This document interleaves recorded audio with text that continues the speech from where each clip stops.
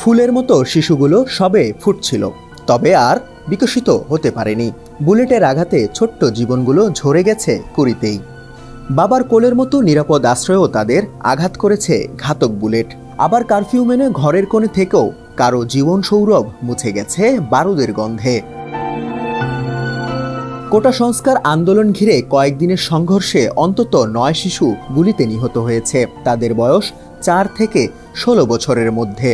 নিহত ৪ জন মারা গেছে নিজ বাড়িতেই, ৪ জন গুলিবিদ্ধ হয় সড়কে। সব ঘটনায় প্রত্যক্ষদর্শীর ভাষ্য, আইনশৃঙ্খলা রক্ষাকারী বাহিনীর গুলিতে প্রাণ গেছে এই শিশুদের।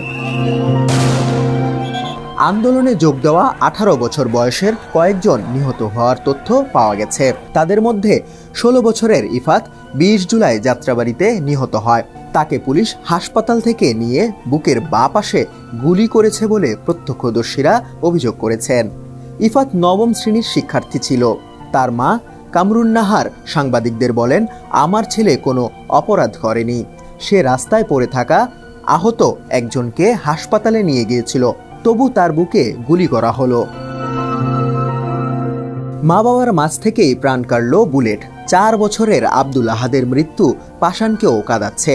১৯ জুলাই বিকেলে পরিবারের সবাই বাসায় ছিলেন। সে সময় আন্দোলনকারীদের সঙ্গে পুলিশ ও ছাত্রলীগের সংঘর্ষ চলছিল। কি হচ্ছে দেখতে আর সবার মতো উৎসুক হয়ে ছোট্ট আহাদ বারান্দায় গিয়েছিল। এক পাশে ছিল বাবা, অন্য পাশে মা। হঠাৎ ঘাতক বুলেট তার ডান চোখে লাগলে মেঝেতেই লুটিয়ে পড়ে শিশুটি। রক্তে ভেজা সন্তানকে বুকে নিয়ে সংঘর্ষের মধ্যেই ঢাকা মেডিকেল কলেজ হাসপাতালে যান বাবা আবুল হাসান। শিশুটিকে নিবিড় পরিচর্যা কেন্দ্রে লাইফ সাপোর্টে রাখা হয়। চিকিৎসকরা জানান, গুলি চোখ দিয়ে ঢুকে মাথার ভেতরে আটকে গেছে। ২০ জুলাই রাতে আহাদকে মৃত ঘোষণা করেন চিকিৎসকরা। বাবার কোলেও থাকেনি নিরাপদ নারায়ণগঞ্জের ছোট্ট শিশু রিয়া গোপের। বয়স হয়েছিল সবে ৬ বছর। স্কুলে যেতে শুরু করেছিল কেবল। পুতুলের মতো মেয়েটি ২০ জুলাই নারায়ণগঞ্জ সদরের নয়ামাটি এলাকার বাড়ির ছাদে খেলছিল। গোলাগুলি শুরু হলে বাবা তাকে কোলে নেন। হঠাৎ একটি গুলি এসে লাগে রিয়ার মাথায়। ওই দিনই তাকে ঢাকা মেডিকেল কলেজ হাসপাতালে ভর্তি করা হয়।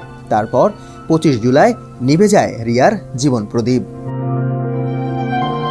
ঘরে থেকেও জমদূত বুলেটের হানা। টিয়ার শেলের ধোয়া ঘরে আসা ঠেকাতে ১১ বছরের শাকফাত সামির জানালা বন্ধ করতে গিয়েছিল। তখনই একটি গুলি এসে বিদ্ধ করে তাকে। চোখ দিয়ে ঢুকে মাথার পেছন দিয়ে বেরিয়ে যায়। আরও গুলি লাগে ঘরে থাকা চাচা ১৭ বছরের মশিউর রহমানের কাঁধেও। মাদ্রাসায় ৫ম শ্রেণীতে পড়ত সামির। তার পরিবার থাকে রাজধানীর মিরপুরে কাফরুল থানা সংলগ্ন বাড়িতে। ১৯ জুলাই ওই এলাকায় পুলিশ আন্দোলনকারীদের সংঘর্ষ চলছিল। পুলিশ এক পর্যায়ে বুলেট ছোড়ে, তাতে ঘরের মধ্যেই প্রাণ যায় সামিরের। ২০ জুলাই পরন্ত বিকেল। তখন টিয়ার শেলের ঘাসে রাজধানীর চিটাগাং রোড এলাকায় ধোঁয়াচ্ছন্ন। বুকের মানিক ১০ বছরের হোসাইনের খোঁজে দিক বিদিক ছুটছেন বাবা মানিক। বিকেল গড়িয়ে রাত। সংঘর্ষ তখন আরও তীব্র। মানিক মিয়া আবার খোঁজ নিয়ে জানলেন বাসায় ফেরেনি ছেলে।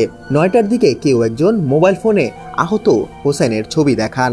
সহিংসতার মধ্যেই চড়াই উতরাই পেরিয়ে মানিক পৌঁছান ঢাকা মেডিকেল কলেজ হাসপাতালে। সেখানে লাশের স্তূপে পান তার ছেলের গুলিবিদ্ধ শরীর। আন্দোলন দেখতে গিয়ে ফিরলেন না মোবারক। ১৩ বছরের দুরন্ত কিশোর মোবারক হোসেন ১৯ জুলাই অন্য অনেকের মতো রাজধানীর কাঁঠালবাগান ঢাল এলাকার বাসা থেকে অদূরে কারণ বাজার মোড়ে গিয়েছিল আন্দোলন দেখতে। সেদিন বিকেল ৫টার দিকে ছেলের মাথায় গুলিবিদ্ধ হওয়ার খবর পান মা ফরিদা বেগম। গুলিবিদ্ধ ঝাঁঝরা তাহমিদের বুক। গত ১৮ জুলাই নরসিংদী শহরে আন্দোলনকারীদের ওপর পুলিশের গুলিতে নিহত হয় ১৪ বছরের তাহমিদ ভুইয়া। ওই দিন বিকেলে ৩টার দিকে ঢাকা সিলেট মহাসড়কে নরসিংদীর জেলখানা মোড় এলাকায় জড়ো হয়েছিল আন্দোলনকারীরা। তাহমিদ সেখানে গিয়েছিল সহপাঠীদের সঙ্গে। পরে পুলিশের ছররা গুলিতে তার বুক ঝাঁঝরা হয়ে যায়। তাহমিদের লাশ হাসপাতাল থেকে নিয়ে পরে মহাসড়কে বিক্ষোভ মিছিল করেছিল আন্দোলনকারীরা। তাতেও পুলিশ গুলি করে। মৃত্যুর পর আবারও গুলিবিদ্ধ হয় তাহমিদ। বারান্দায় নাইমার ঘাতক হয়ে আসে বুলেট।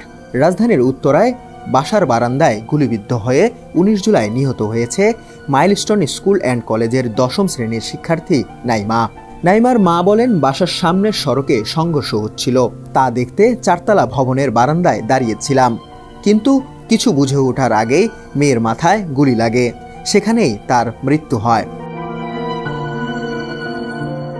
শাহাদাত তনিম, সমকাল, ঢাকা।